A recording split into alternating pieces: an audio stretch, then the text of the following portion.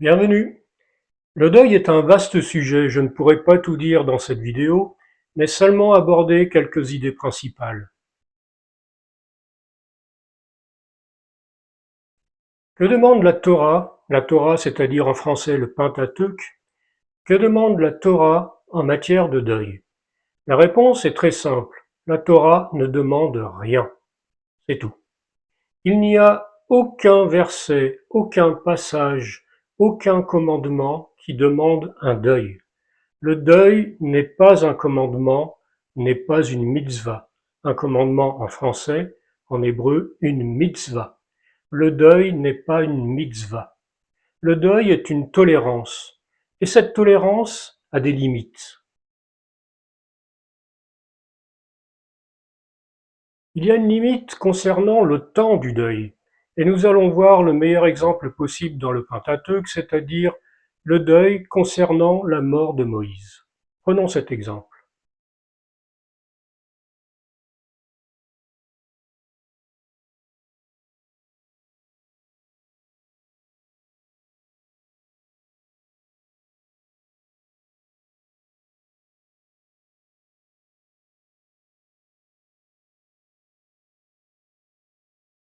Dans cet exemple, le deuil à la mort de Moïse, on lit bien que le deuil se limitait à 30 jours au maximum.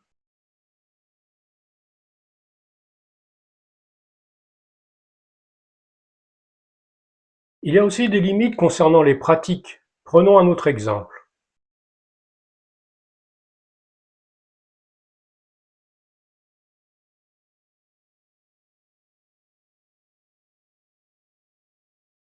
Dans cet exemple, il s'agit d'une pratique que j'ai vue moi-même, de mes yeux, de nos jours, une pratique que j'ai vue dans une famille juive.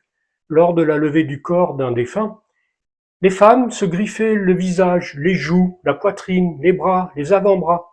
Alors ce n'était pas des blessures jusqu'au sang, mais c'était quand même des griffures qui marquaient suffisamment la peau, la rougissaient aussi. Je dois préciser que c'est une coutume, ce n'est pas du judaïsme. Cependant, cette coutume existe depuis longtemps. Elle a traversé les âges jusqu'à nos jours. La preuve, je l'ai vue moi-même. C'est donc ce genre de pratique que la Torah interdit.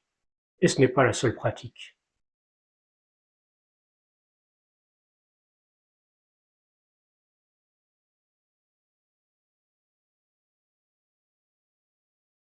Ce que les religions font faire en matière de deuil, et je pense particulièrement au judaïsme, où il y a la déchirure des vêtements, certaines personnes ne se rasent pas la barbe pendant 7 jours, voire davantage, certaines personnes dorment au sol, certaines personnes ne se changent pas de vêtements durant 7 jours, et certaines personnes aussi ne se lavent même pas durant 7 jours.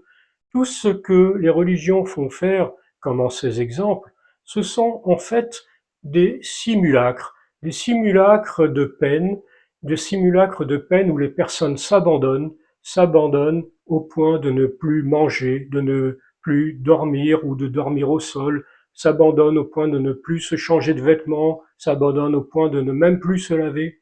Ce sont donc des simulacres, ce sont des inventions qui ne sont pas bibliques, qui ne sont pas dans la Torah. Au contraire, la Torah interdit certaines pratiques et c'est encore plus restrictif pour les Kohanim, les prêtres. Dans la Torah, encore une fois, rien ne demande de deuil. Au contraire, la Torah demande des limites, car on ne fait pas tout et n'importe quoi pour s'endeuiller, et on ne fait pas tout et n'importe quoi pour endeuiller autrui. Pourtant, dans le judaïsme, c'est ce qui est fait. Le judaïsme n'est pas la religion d'Israël. Je terminerai en ajoutant quelques mots à propos des psychologues, psychiatres, psychanalystes, et les médias aussi, qui répètent les mots travail de deuil. Le seul mot deuil a une connotation religieuse, une connotation qui renvoie donc à des pratiques religieuses. Il ne s'agit pas de cela dans le travail psychologique. Le travail psychologique, comme son nom l'indique, se fait dans l'intellect.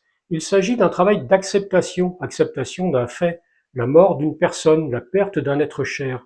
Il est donc préférable d'employer les mots travail d'acceptation plutôt que les mots travail de deuil, qui renvoient à des pratiques de deuil, des pratiques religieuses.